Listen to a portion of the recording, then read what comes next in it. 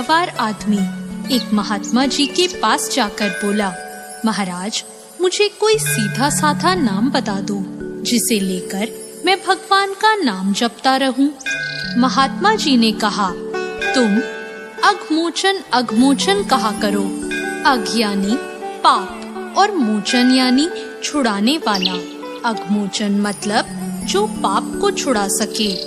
अब वह बेचारा गांव का गवार आदमी अघमोचन अघमोचन करता हुआ अपने गांव की तरफ जा रहा था। जाते जाते रास्ते में वह अघमोचन में अ लगाना भूल गया और वह घमोचन घमोचन बोलने लगा।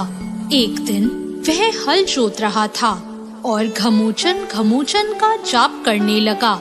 उधर वैकुंठ लोक में भगवान विष्णु भोजन के लिए बैठे ही थे कि घमोचन नाम का उच्चारण सुनकर उनको हंसी आ गई।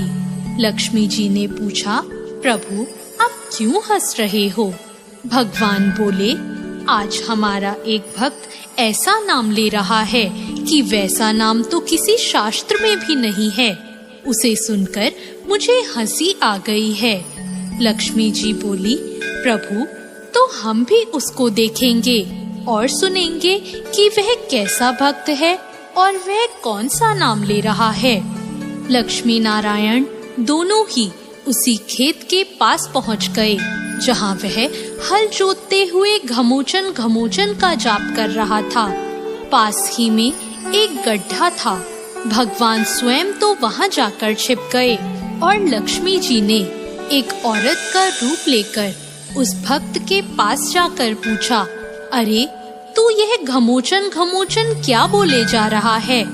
उन्होंने एक बार बोला, 2 बार बोला, 3 बार बोला, परंतु उसने कोई उत्तर नहीं दिया। उसने सोचा, अगर इसको बताने लगूंगा तो मेरा जप टूट जाएगा।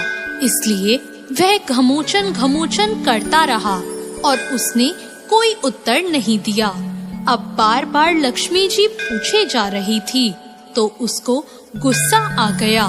गांव का गवार आदमी तो था ही, इसलिए बोला, जा तेरे पति का नाम ले रहा हूँ, क्या करेगी? अब तो लक्ष्मी जी डर गई कि इसने तो हमको पहचान लिया। फिर वो बोली, अरे तू जानता है कि मेरा पति कौन है और कहाँ है?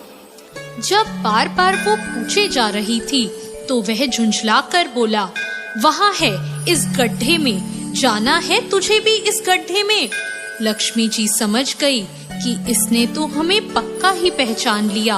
वह बोली, प्रभु बाहर आ जाओ, अब छिपने से कोई फायदा नहीं है। और तब भगवान उसी गड्ढे से बाहर निकल आए और अपने उस भक्त को दर्शन दिए। वह भगवान के दर्शन पाकर खुद को धन्य महसूस कर रहा था।